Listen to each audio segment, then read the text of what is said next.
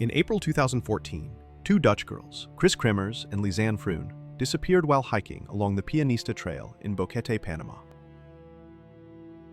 Almost 12 years after the tragic event, we are finally able to piece together why the girls were never found and what went wrong in one of the most bizarre disappearances ever recorded. In the first episode of a new series, we will look at the events immediately prior to their disappearance.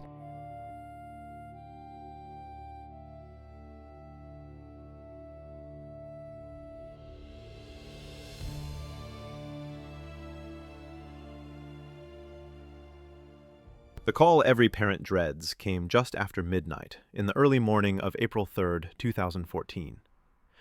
But it wasn't a police agent who called, or a professional aide. The person calling long distance was a confused apprentice, asking for Lisanne. In a Dutch interview, the parents of Chris and Lisanne recall what happened that morning. Van woensdag op donderdag 's nachts. We lagen net op bed en toen kwam er een telefoontje binnen uit Panama. Van een Eileen en die had de bedoeling om Lisanne te bellen. Maar ze kreeg per ongeluk ons aan de lijn. En toen zei ze van, de meiden zijn niet teruggekeerd in hun gastoudergezin. Wij vonden dat natuurlijk in eerste instantie ook best vreemd. Was iets, maar goed, misschien zijn ze weer stappen of iets dergelijks. Maar het maakte ons toch ongerust. En toen zijn we maar het noodnummer van de organisatie waarmee ze reizen hebben we gebeld en gezegd van ja, wij worden gebeld uit Panama dat ze dus niet teruggekeerd zijn in hun gastgezin. Maar ja, die hadden ook zoiets van ja, goh, misschien zijn ze wel van doorstak of iets dergelijks, maar het voelde al gelijk niet goed, zo'n telefoontje. Het voelde niet als je dochter, om het op die manier te doen. Nee. Dat zou zeker niet. Ze zouden zeker gezegd hebben van we gaan weg of we zijn laat terug. Niet zomaar.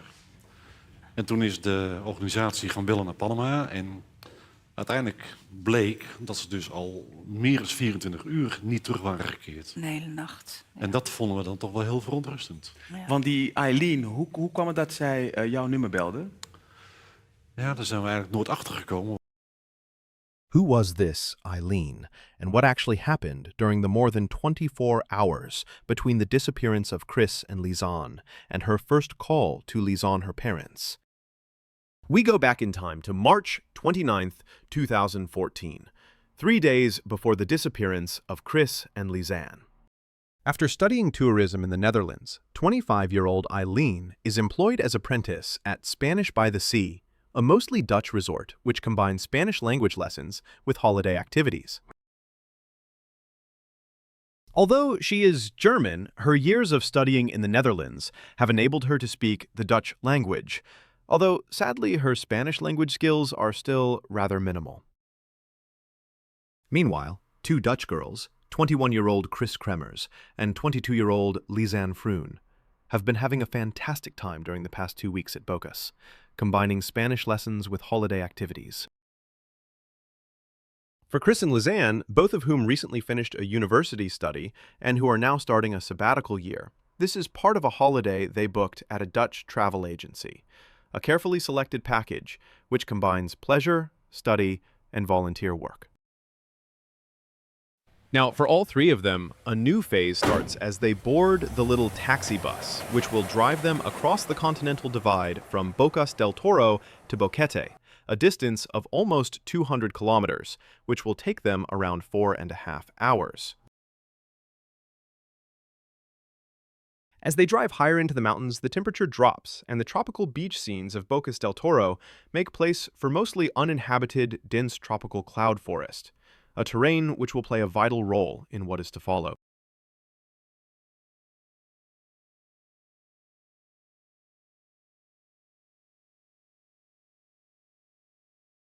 Situated high up in the mountains on the Pacific side of the Continental Divide, the mostly cool and dry weather at Boquete makes it a paradise for expats and pensioners. A quiet and peaceful little town, but very different from the wild holiday resort Bocas del Toro. Chris and Lisanne are looking forward to doing volunteer work here at a children's daycare center, while Eileen will assist at the language school Spanish by the River in the function of assistant manager. For Eileen, this is only a short, temporary assignment, which was made at very short notice, as Marjolaine, the present manager at Boquete, will have to go to Costa Rica to deal with an emergency at the school there, and Tobias, her successor, is not available for at least another week. Desperately short of staff, Ingrid, the head of Spanish on location, sees no other option but to send Eileen to Boquete. A young apprentice with zero experience, who barely speaks any Spanish, and who knows nobody at Boquete. Although it is just one event in a long chain of mistakes, putting an apprentice temporarily in charge of the language school will turn out to be a gamble which goes horribly wrong.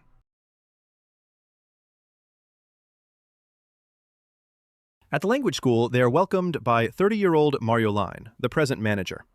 Although the language school has accommodation for 10 persons, there is only one other student, a young woman named Petra from Liechtenstein.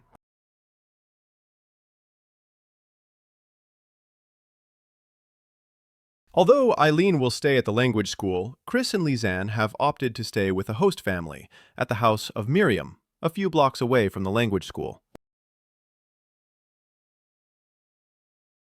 46-year-old Miriam and her husband Ricardo have been hosting language students for more than 6 years, despite the somewhat cramped conditions in their house, which also lodges Miriam's 21-year-old daughter, 13-year-old son, and 10-year-old daughter. Despite the friendly welcome, the move from the vibrant atmosphere in Bocas del Toro, where they were constantly surrounded by other Dutch youngsters, to the quiet town of Boquete falls hard on both girls, while they also have to adjust to the higher altitude and colder temperatures. Lisanne, who has never been this far and this long away from home, admits for the first time she is feeling homesick, which is totally normal given the circumstances. She hopes that the volunteer work with children will improve her mood, but sadly, the girls are in for a disappointment. The next day, Sunday, March 30th, their mood seems to have improved, and after Marjolaine assures them in the morning that all is arranged for them to start work at the RE Daycare Center on Monday afternoon, Chris and Lisanne spend the rest of the day exploring the little town of Boquete. On pictures, they are seen studying information brochures, while Marjolaine will later write in a statement that in the morning they asked her about a hike up the volcano Baru and tours to the Caldera hot springs and the hidden waterfalls. The next day, the two girls walk to the Aura Daycare Center to start their volunteer work as arranged via the language school. Eager to start work, they arrive well before 1 in the afternoon, the time they are slated to start work. However, on arrival at the school, they are roughly sent away by Maria Elena, the head of the school, who tells them that there is no work for them and they need to come back another time. Especially Lisanne does not take this setback well, as she planned everything meticulously at home and does not like unexpected surprises. "We have been sent away," she texts her parents. "I am really very disappointed." How could this happen? Here, our investigation hits its first snag, as there is a huge difference between the various statements and interpretations. In their book, Still Lost in Panama, the authors Hardinghouse and Nenner write that Maria Elena has declared that she could barely understand the girls, as only Lisanne spoke some Spanish while Chris did not. Even worse, in a statement to the police on April 10, 2014, Maria Elena writes that she did not offer any internships and did not even know the language school or Ingrid. In general, she had not employed any volunteers for 3 years. Meanwhile, Marjolaine claims that prior to the arrival of Chris and Lisanne, all had been arranged for the volunteer work, and that it had been decided she would call Maria Elena back in the morning of March 31st to state at what time the girls would start. In a later interview for the Dutch TV, the parents of Chris Kremers confirm that they got email confirmation from the language school stating all arrangements were made for this volunteer work. In Nederland hadden zij al geregeld dat ze eigenlijk dus daar vrijwilligerswerk zouden krijgen. Ja. Hadden ze daar ook een bevestiging daarvan, dat ze bij dat kinderdagverblijf zouden gaan? Ja, nee, dat was allemaal rond. En zelfs, we hebben een mail gezien van de Spanish School, zeg maar, die het georganiseerd had. Dat op vrijdag nog bevestigd werd dat het vrijwilligerswerk maandag kon starten. Maar goed, uiteindelijk dus toch niet. According to Marjolaine, she and Eileen walked over to the Auri Daycare Center that same Monday morning, where they talked with Maria Elena, who then told them that Chris and Lisanne could not start that week at the daycare, as she would have to go to David and did not have time for them. Marjolein then mentions that, as she had to go to David for an appointment, she then left it to Eileen to inform Chris and Lisanne of the change of plans. But by that time, the two Dutch girls were already underway to Ori, and they could not reach them anymore. However, in a later interview, Eileen denies that she accompanied Marjolein to the daycare center, or that any of this conversation ever took place, stating that perhaps Marjolein went alone. What follows next, as they return to the language school, feeling angry and rejected, is an emotional roller coaster ride, which no doubt will have left profound emotional scars to both girls. It cannot be emphasized enough how important this volunteer work was to them, the sole reason why they booked this holiday. In her diary, Chris later writes that after the debacle at Aura, they return to the language school, where they are told that there will not be any work for them for the whole week, despite the fact that all of this had been arranged months in advance. Then we had to wait all day for Marjolein to hear if we could be part of another project for this week, Chris writes, implying that it must have been Eileen who told them there would be no work for them during that week, which is the message Marjolein had originally entrusted to her to deliver in the morning. So, contrary to some stories which circulated later, Eileen was on her post at the counter this Monday afternoon, but she clearly left it to Marjolein to make any further arrangements, and it seems she was uncertain when Marjolein would return. Especially to Lisanne, who did not like surprises, and was well known for the meticulous way in which she prepared for everything long in advance, these sudden changes must have been a horror. But both girls try very hard to keep up spirits, and to make something of this, after all. According to the NFI report, Lisanne's phone is logged on to a public Wi-Fi network from 1306 till 1338, and Chris's phone is logged on from 1313 till 1400. The fact that this is a public Wi-Fi indicates the girls are at some nearby restaurant, probably having lunch. But the WhatsApp messages they send during this time indicate that by now, they already know there will be no work for them during the whole week, so they must have spoken to Eileen before reaching this restaurant. As we will see later, the exact timing here is very important, but based on the phone logs and the various statements, we conclude that Chris and Lisanne were rejected at Aura around 1245, and subsequently returned to the language school around 1300, where they were told by Eileen there would be no work for them for the whole week. They then left the language school shortly after 1 to sit down for lunch at a nearby restaurant at 1306. Hardinghouse Nenner state in their book Still Lost in Panama that 2 photos are made on Lisanne's Samsung phone at 1348, which could explain where the girls were at that moment.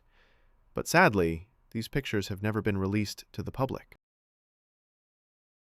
Based on walking distances and later Google locations, we have every reason to assume the restaurant they have lunch is at Plaza San Francisco, a few minutes walking from the language school. Suddenly faced with the prospect of having a full week without work ahead, they start to make new plans, searching the internet for hikes and tours they can take at Boquete. "We are going to see a waterfall," Lisanne writes in a message to some friends as they browse through all the various tours. And around 1400, just before logging off the Wi-Fi, Chris writes to her friend Stefan that they are going on a hike. Now, the story gets complicated, but we suspect we can finally put all the puzzle pieces together and reconstruct what must have happened next, and why this case became so confusing later. For April 1st was not the first time Chris and Lisanne went on a hike. They already tried the same the previous day, totally unprepared and at a time which was far too late. Se da en el sendero de Alto Lino. Aproximadamente eran las 2 de la tarde, cuando el dueño de la casa de Pedro las ve. El testigo que prefirió hablar fuera de cámara nos contó que las vio llegar y le preguntaron si ese era el sendero del pianista, pero él les contestó que no, que era el sendero Piedra de Lino y que este era muy bonito porque se podía ver Boquete entero. Las chicas, refiere el testigo, ingresaron al sendero de Piedra de Lino y como 15 minutos después las vio bajar, por lo que les preguntó si habían subido y dijeron que sí. Pero el testigo reitera que sabía que éstas no habían llegado a la cima porque hacerlo tomaba más de 45 minutos.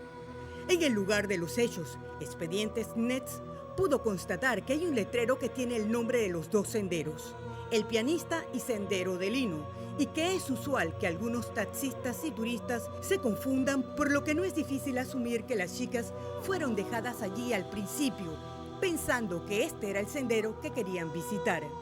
Otro testigo que las ve estaba en la tienda Nelita. Eran las 3:30 y cuenta que una de las chicas se veía enferma. Me encontraba aquí en esta tiendita atendiendo a los clientes, pero en el momento yo estaba, eran como las 2:30, 3 de la tarde cuando las muchachas bajaron, sí. Pero una sí bajó, la más gordita que iba en una licra negra y la otra la alcancé a ver, pero cuando iba allá abajo, porque la otra iba por este lado. Pero no pudo, se fue por allá porque como la piedra era suelta, la muchacha se fue de largo y allá en la vuelta fue que se logró ver nada más. Sí, lo que sí que la que iba aquí iba bien agobiada, bien estropeada, parece de caminar mucho. Y sí, contenta sí, pero de ahí no le puedo decir si las muchachas bajaron hasta el pueblo, se devolvieron en un taxi, si bajaron en taxi no sé, pero yo hasta la vuelta la alcancé a ver. So, could it be that in the afternoon of March 31st, Chris and Lizanne already made an attempt to hike the Pianista, but accidentally ended up on the Pedra de Lino trail, which is very close to the Pianista? Could many of the later witnesses be mistaken? And did they notice Chris and Lizanne on March 31st instead of April 1st? Remember, the witness statements were made several days later. How often do we remember seeing someone while being uncertain which day it was? Besides, the idea that the girls could have made another hike on March 31st never entered the mind of anyone at the time, so everyone would instantly assume they must have seen the girls on April 1st. But the idea that they left at 1300 and walked the trail somewhere between 1400 and 1600 makes zero sense for April 1st, but it makes absolutely perfect sense for March 31st. The witness statements are like a chaos of puzzle pieces, which suddenly fall into place the moment we accept the idea that most of them may have been talking about March 31st. So could it be that in the afternoon of March 31st, they walked at least part of the Pedra de Lino trail before making an attempt to hike the Pianista trail? Both trails have a lot in common, being very close together, and the Pedra de Lino trail continues for some distance after the highest point, which may have caused the girls to expect the Pianista trail was doing the same. Let's take a look at some of the other witness statements. Ahí yo la vi cruzando, como a las 4:00 de la tarde. Si yo hubiese sabido que ellas me iban a entender, yo hubiera bajado y le digo que no subieran porque era demasiado tarde para ellas. El día estaba opaco y se iba a oscurecer temprano. Así que, pero ellas no me iban a entender porque yo no sé hablar inglés y ellas no sabían hablar inglés. Es que cuando las vio usted, ¿en qué pensó? Que era demasiado tarde y que eran dos niñas que iban solitas para la montaña y que iba a oscurecer más rápido que en otras ocasiones porque el día estaba feo. Así que ese fue mi pensamiento y se lo hice saber a mi esposo que estaba ahí conmigo. Pero al día siguiente nos enteramos pues que se habían extraviado. ¿Algo más que usted viera y que le llamara la atención? Me llamó la atención que llevaban un pantaloncito corto, que iban para la montaña, que hacía frío y que la maleza le iba a lastimar las piernas y el frío les iba a molestar. In the interview, it is clearly stated that the weather was overcast, but on April 1st, it was clear and sunny. The answer to this riddle is easy when we take a look at the weather on March 31st, which was very different.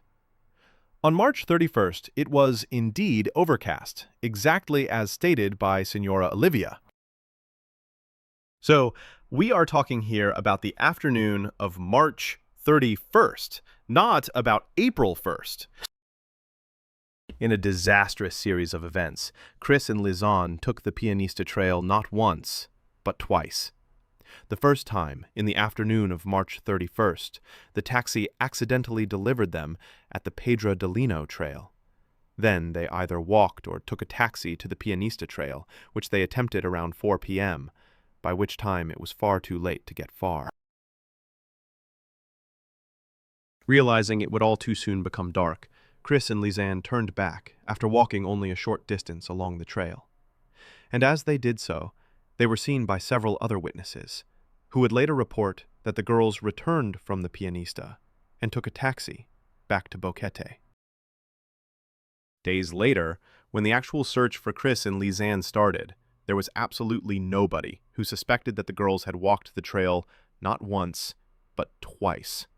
And the effect of this would be disastrous.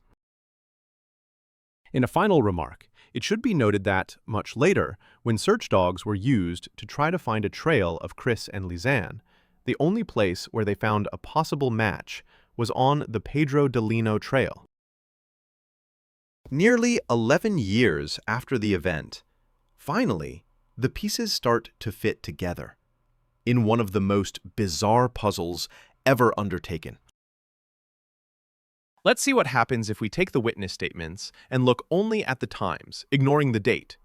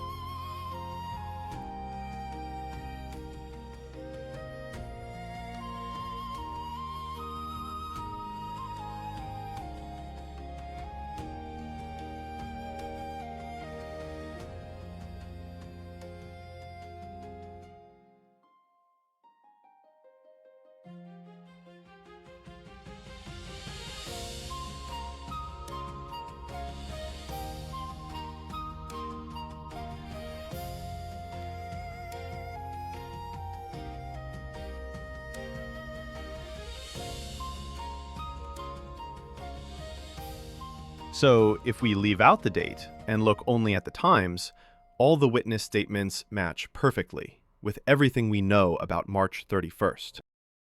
It should be noted that in this list, we left out some statements from people who live further up the Pianista Trail. Even though they too were mentioning late afternoon, it is hard to believe that Chris and Lizanne went this far up the trail at such a late hour. So, is it possible that such a large group of people were all collectively confused about the date? It might seem unlikely, but note that there was at least one witness who stated he saw them near the Pianista on Monday, only to be subsequently told that he must have been wrong, and it must have been on Tuesday. In situations like this, interview techniques are of utmost importance, and most of these initial interviews were done by volunteers from the search teams, who may have strongly influenced the witnesses. So, even if some witnesses may have had initial doubt about the date, They were simply told that it must have been on April 1st. For 11 long years, people remained convinced that Chris and Lisanne walked the Pianista Trail only once, on April 1st, and not twice. More than anything else, it was this incorrect assumption which derailed the complete search operation. But if they walked the trail already on March 31st, wouldn't they have made pictures? And why didn't they write about it in their diary? Given the spontaneous decision to go on a hike at a very late time, it is likely Lisanne did not carry her camera with her. And also, we know Lisanne was feeling ill that day, complaining about catching a cold, which fits with several witnesses remarking that one girl looked ill. It is very, very sad, but the general impression we get here is that of two girls who desperately try to keep up appearances, despite all the setbacks they are experiencing. This is their first big adventure, their first trip without their parents, something they have been looking forward to for a very long time. They do not wish to sound sad and depressed. They are fighting to make the best of it, to sound upbeat. Their hike in the afternoon of March 31st was not something to write about. They were badly prepared, ending up at the wrong trail. The weather was overcast and cold. Lisanne was ill. They just walked and walked, getting nowhere. A sad failure. Besides, they weren't here for the hikes. Their only real purpose was the volunteer work. If we follow this theory, though, there are a few things which stand out, and which are important in order to understand what happened the next day. In the first place, we see clearly that if they are not in the mood, they do not take pictures, which is a very natural response. In the second place, they probably considered this chaotic March 31st hike a failure, so they would be all the more pressed to do better on April 1st. And finally, and perhaps most importantly, the idea we always have of super careful preparations does not hold out at all. If they were ill-prepared on April 1st, then this March 31st hike was outright ridiculous. They ended up on the wrong trail. They got nowhere, departing far too late and without any preparations. It could easily have gone wrong on March 31st instead of on April 1st. They could have asked for a guide, but the idea apparently never occurred to them, indicating Marjolaine almost certainly never warned them about taking a guide and turning back at the end of the trail. They were just lucky their March 31st hike worked out okay, but that luck did not last. Neither of them had any experience in hiking in terrain such as this, and they had not gone to Boquete for the hikes. Their one and only purpose was the volunteer work. At 1642, both mobile phones log into the Wi-Fi network of the language school, indicating Chris and Lisanne have returned to Spanish by the River. However, almost certainly, this time they find the office empty and Eileen not at her station. While they wait for Eileen or Marjolein to return, the girls browse the internet and read WhatsApp messages, with Chris writing her mother that they are planning to go to Sigrid, another member of the Dutch community in Boquete, for a full-body massage. At 1726, when neither Eileen nor Marjolein has returned, Chris and Lisanne decide that they have waited long enough, and before walking off to Sigrid, they leave a note on the desk and underneath the door of Marjolein's office, asking her to call them back. In her letter to Ingrid, Marjolein later describes she finds these notes just over an hour later, at 1830, when she returns from David, wondering why Eileen was not at her desk, while the apprentice was supposed to be at the language school till 1700 hours. Shortly afterward, while they are at Sigrid, Marjolein calls Chris and Lisanne, explaining the situation at Aura and stating there was nothing the language school could do about this.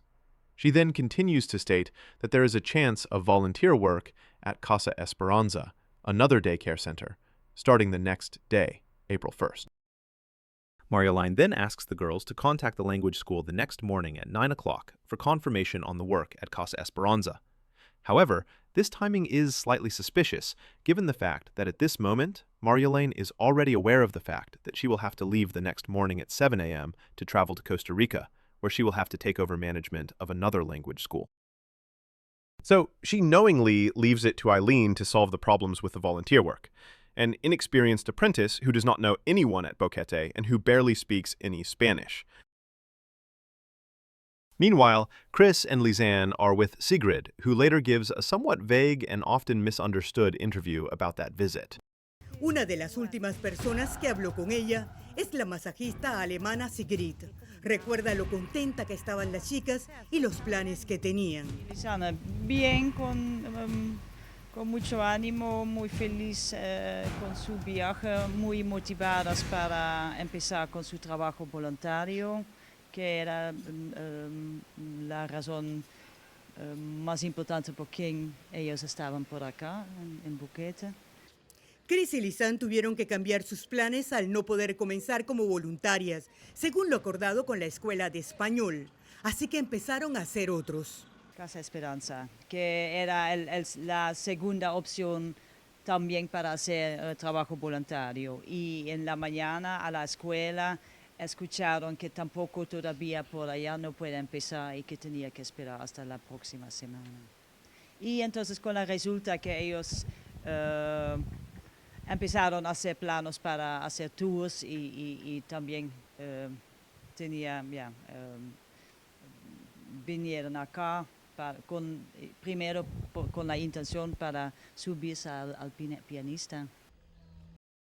Although, in the interview, Sigrid gives the impression the girls talked with her about the Pianista Trail, she later strongly denies this, causing the interview to remain somewhat controversial. We also have our doubt about her statement that the girls were very happy, as their diaries give a very different impression of their mood. Later that evening, at Miriam's house, Chris is reading a book while Lisanne is watching TV with Miriam's daughters. According to Miriam, the girls look tired, and Lisanne is complaining she has caught a cold. Neither of them looks in any shape to go for a hike the next day, and they never mention any such plans, remarking only about the possible work at Casa Esperanza. The next morning at 6:45, as she leaves for work, Miriam notices both girls sitting at the breakfast table, so there's no doubt they wake up early. But from this moment on, things become very confusing, with several official statements apparently contradicting each other. In her letter to Ingrid, Marjolein states that she left the language school at 7 a.m. on April 1st, heading to Costa Rica via David. However, she does not mention how she traveled to David, while there is no mention either of meeting Chris and Lisanne that morning. However, in his own sworn statement, Feliciano mentions that he arrived at the language school in the morning of April 1st to pick up a German couple and Marjolein to take them to David. Perhaps more important, Feliciano confirms seeing Chris and Lisanne that morning. So if he was indeed the person driving Marjolein to David, then all logic says Marjolein must have seen the two girls as well, even though she carefully avoids mentioning this. But there is doubt about the statement of Feliciano as well. Did he indeed only see them from a distance, as he claims in his statement? As several Reddit users worked out, the arrangement of the school makes it impossible for him to have seen a girl in a hammock, unless he was actually in the office, and close to the other girl, who he mentions standing by a map. Even more importantly, when images were released of the bedroom of Chris and Lisanne after their disappearance, Feliciano's business card can be seen lying on the bed of Chris.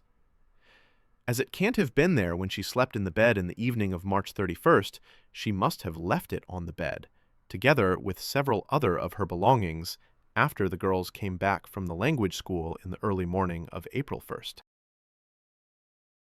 But handing over a business card assumes at least some kind of introduction, so it seems very likely Feliciano exchanged more than just a quick hola with the girls, and if Chris was the person standing next to the map, we can assume he would at least have asked her about any plans for tours before introducing himself as guide.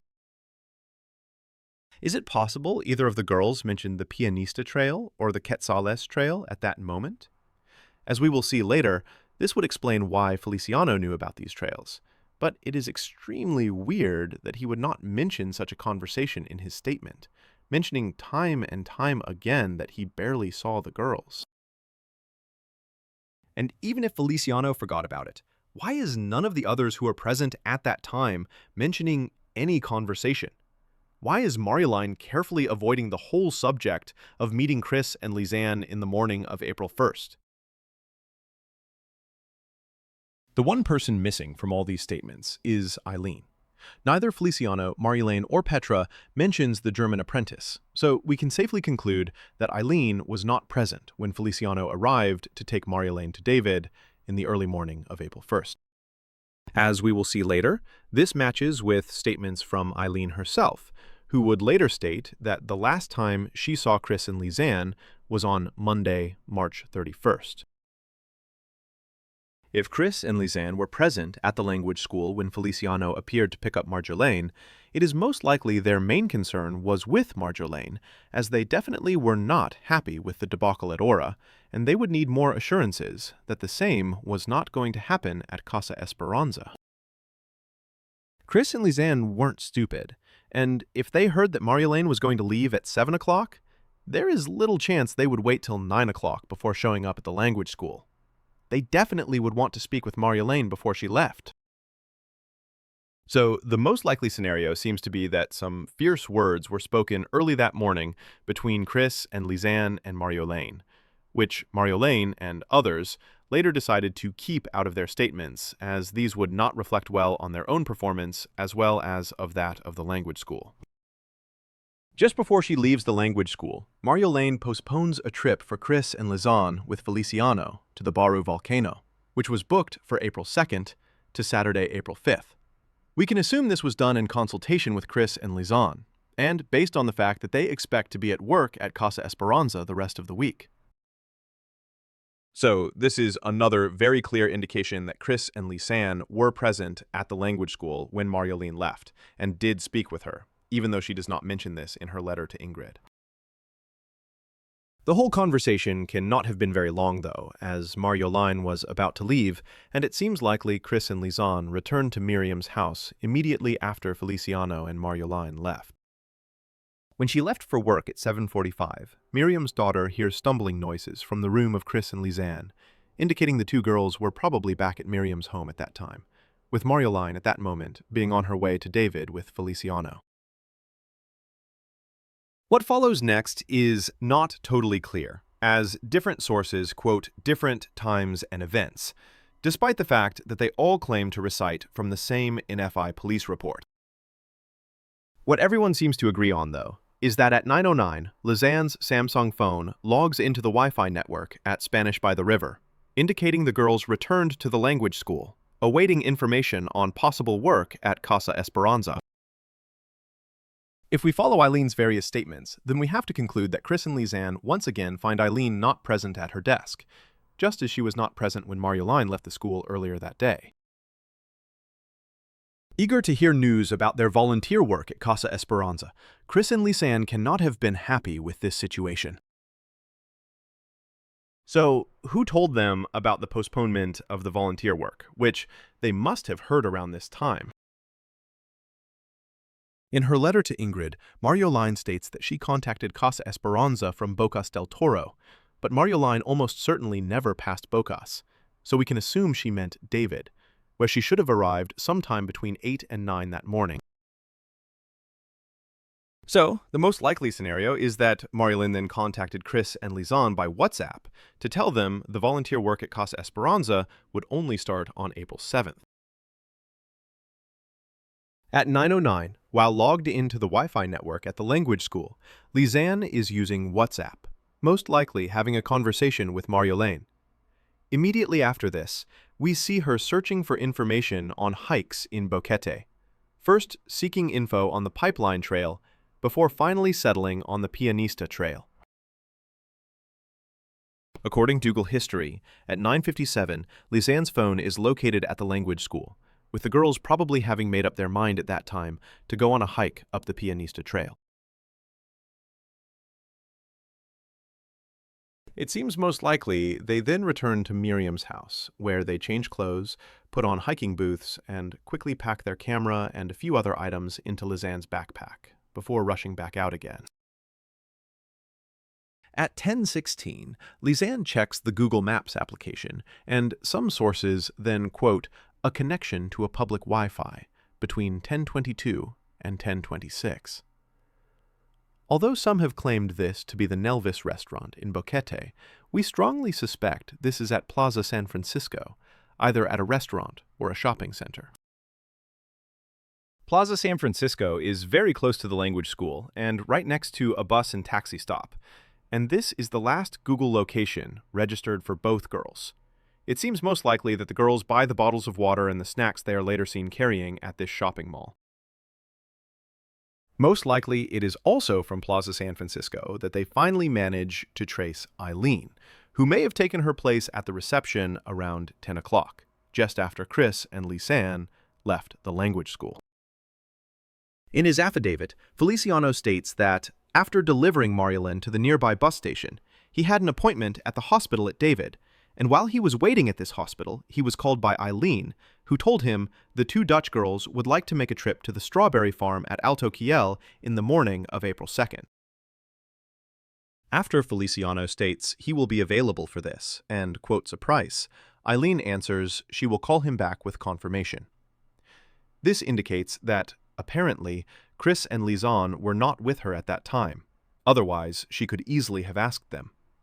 So we suspect this conversation was most likely taking place via WhatsApp from Plaza San Francisco. Feliciano then states that there was a second call from Eileen afterward, during which she confirmed the arrangements for the strawberry farm. When Eileen expresses interest in this farm as well, Feliciano then offers to take the German girl along free of charge. As we will see in the second episode of this series, there are some doubts about this strawberry farm booking though, with Eileen apparently even denying she ever made such a booking.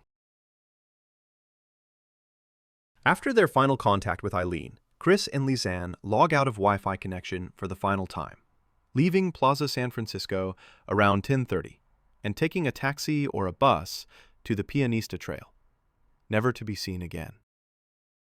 In the second episode of the series, we will concentrate on the search operation, starting at the moment the girls were first noticed missing.